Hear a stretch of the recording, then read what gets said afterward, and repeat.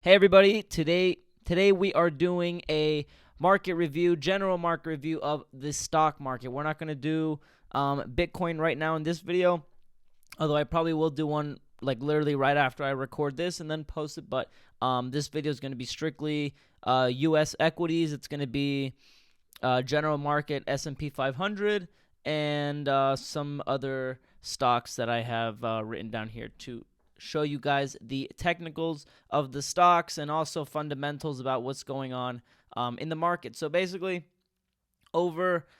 since the virus, all of the talk about the virus, the coronavirus going on in China, markets have not really liked that news coming out. What a virus can cause is less economic activity, less travel, things of that sort. That all has to do with stocks and how stocks perform and how investors are going to be viewing these next couple weeks or months. Because if this virus actually becomes a huge thing, that's going to really put a dent into the gains that the market has seen this past year. There's not going to be a lot of people flying, a lot of people buying stuff from China. They might have to move factories from China to different factories elsewhere because if the virus keeps growing, they can't have a bunch of companies and a bunch of workers staying in China. So all this stuff is going on, and markets are very volatile, very choppy, and I have no reason to be trading in these conditions. So right now I'm at the S&P 500. That's the hourly chart. Let's go here and start at the daily chart. I should have had that up to begin with, but basically last time we saw an all-time high was on January 22nd. Since then it's been about a week, and we'll go over the technicals. So we have all-time high at 332, and we have the high at 332, the low at 322, and right now we are in a little bit of an equilibrium, trying to see if the bulls can keep the trend going and just have a simple little low, a high, a higher low, and then flip. If we can't flip, it's going to be on the bears to basically get stuck here at resistance, probably trade in this range for the next few days, and then drop below support. So if we look into the 4-hour chart, and also, by the way, if you hear some type of a lisp, it's because I got new retainers, new braces, and I'm not used to them, so I sound like a fucking little kid. All right, so we have the 4-hour. We're going to delete that. All right, so what we're looking at in the 4-hour chart of the S&P 500, we have the low at 322, the high at 328, and then we have a 4-hour higher low set at 323. Tomorrow we're going to see if we can break 328, changing the 4-hour trend, and then it's going to be up to the bulls to keep momentum going, break all-time highs, and keep going up. If we get some more news about this virus tomorrow and we stop here around support, we're going to look to be trading into this range and just waiting and seeing what's going to happen. If we do break these lows of 323 and 322, that is not going to be a very good sign for the general market, not good for the bulls, and then the bears will be in control, and they're going to be looking at further supports, which there aren't many. S&P's been running high for a while, and if we keep going down, it could look pretty bad. So hopefully bulls stay in control and break resistance in tomorrow or these next couple days, and keep seeing some health in the market. All right, I'm gonna go ahead and show you the VIX. So for those of you that don't know, this ticker VIX, the VIX is what measures the volatility in the stock market. So, as you can see here, every time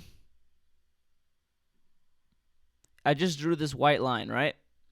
That's our support around $11, $12. Every time the market is doing very well, then the VIX goes down, okay? Because basically the VIX is only going to go up when you see the market fall very rapidly or when there's a lot of volatility and people selling stocks.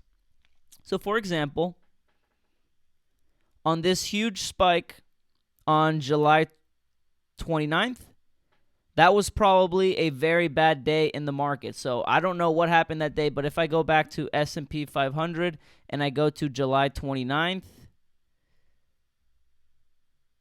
where are we?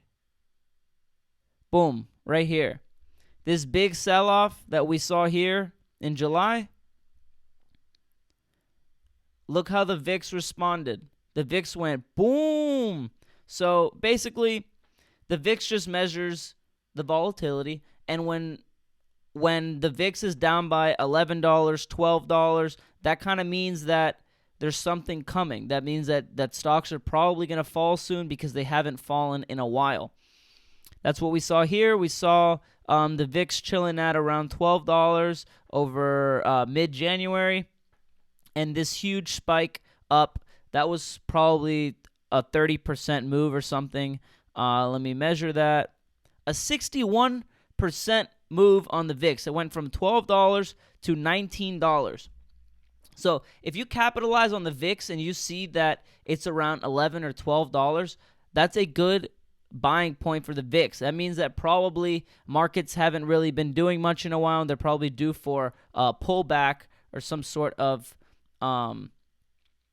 selling. So that just basically shows you how volatile we are.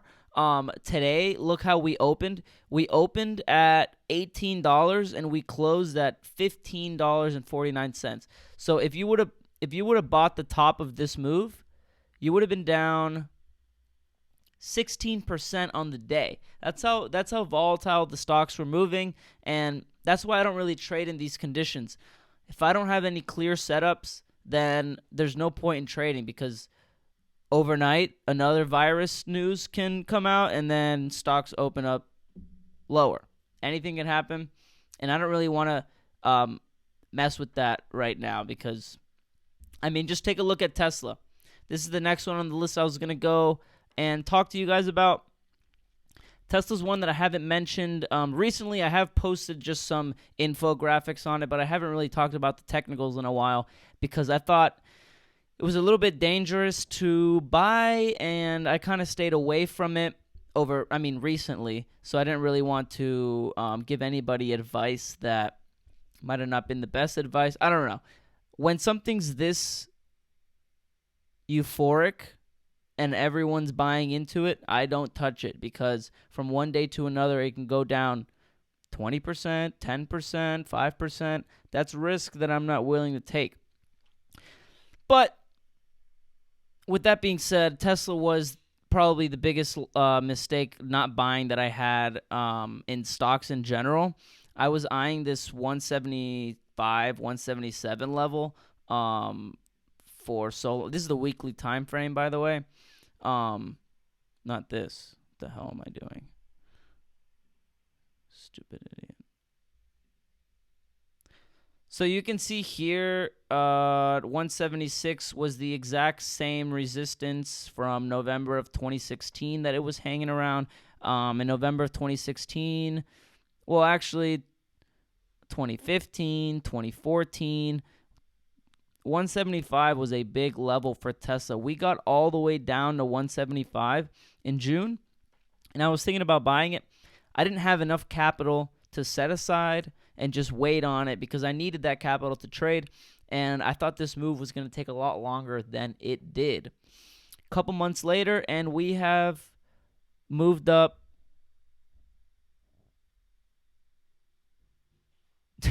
262%, which is insane. because it's a stock. It's not like Bitcoin or one of these crazy speculative assets. It's literally a car company, and just over the last couple months, we've seen an increase of almost 300%, which is insane, which is why it's so dangerous to trade. So let me show you the daily time frame. It's had amazing technicals, though, over the last month and a half. We haven't seen any red flags. It's been a consistent trend going up. It's been riding this exponential moving averages. You haven't seen any type of bearish follow through. You have this high and this low, which immediately kept the trend going. Then you had another high, this low, the trend kept going. You have this high and this low. So you have higher highs, higher lows, literally the definition of an uptrend. And this thing is so strong right now. But this is why I don't buy it, because the last support that we have, the last daily low, is this stupid thing. The last daily low is at 539. And right now we're sitting at 640. So it's literally a whole $100 of pullback that we can have before the bulls are going to get worried about anything, because we're not going to be changing the daily trend bearish anytime soon. Tesla can pull back anywhere above 539, and it's just going to be a daily higher low. So then it's just going to be in this equilibrium. There's nothing to worry about. So basically, the bears would have to go down. That's a 16% move. So Tesla can drop 15.5% and still be fine. We'd still be in an uptrend. We'd still be above daily exponential averages. There wouldn't be any type of worry. So that's why I don't want to get in Tesla. There's a lot of space to work with. There's too much. And also, it's an expensive stock. It's $640. I don't have thousands and thousands of dollars to throw at this thing. And the options prices are too expensive anyway. So that's my technicals on Tesla. I would not be buying it right now. It's way too overvalued. I don't know if it's overvalued. They got good earnings or whatever, but we're definitely overbought. We've been overbought for a while now on the daily time frame, and on the weekly time frame, we are very overextended. RSI is at 89, which we haven't seen since 2013. So this is the highest RSI level since 2013. I do not want to buy. We haven't had any consolidation on the weekly time frame since 327. That means that Tesla can pull back all the way down to $330, and it would still just be a weekly higher low. So a lot of room for the bears to work with. I do not want to be trading Tesla. Beyond Meat is in a kind of similar situation. They've had a huge run up in January, ever since we had this accumulation phase here where we were kind of staying flat around $74. And then, boom, we shot up all the way. I wasn't in the trade, but Beyond Meat shot up all the way up to $134, which was a 83% move. It's a very good move. And right now we have very healthy consolidation. No daily trend changes bearish. We have the high at 135, the low of consolidation at 106.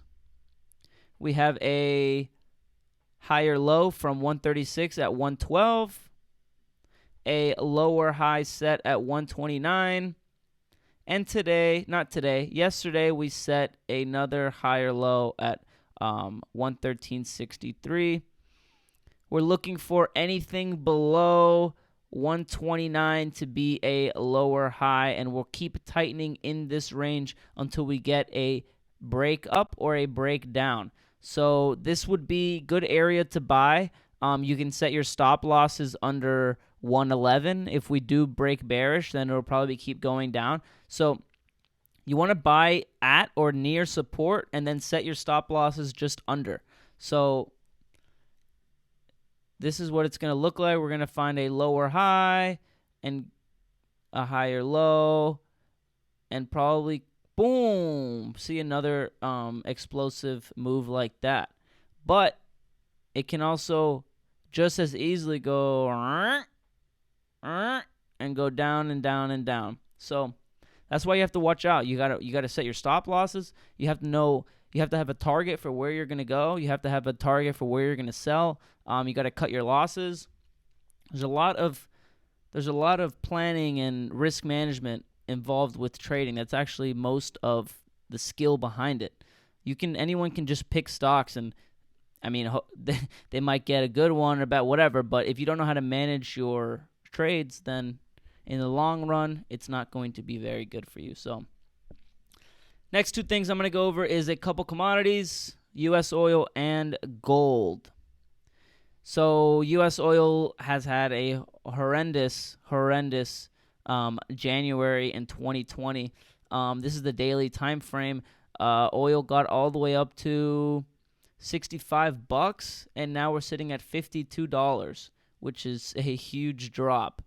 You can see after this drop, we had this bounce here, which was a lower high, and then complete bear break down all the way down to 52. So we're seeing lower highs, lower lows, not very good. Today we've set even another low. So not good for oil. What oil's got to do is bounce from wherever it's going to set its bottom. It's got to bounce. We got to see a daily lower high, higher low, and then change the daily trend. That's what oil's got to see if they want to keep rising. If not, we're going to see lower highs, lower lows. Lower highs and lower lows. All right, gold.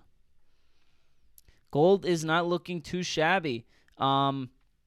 We'd have pulled back since our high of 1,611, but we've been riding along exponential moving averages. Nothing, no red alert, nothing bad really. Right now we're in a mini daily equilibrium where we have the high, the low, a lower high. We're going to be trading in this range. As long as we don't break below 1563 and start seeing that price is going to be moving below these exponential moving averages, I think gold is going to be perfectly fine.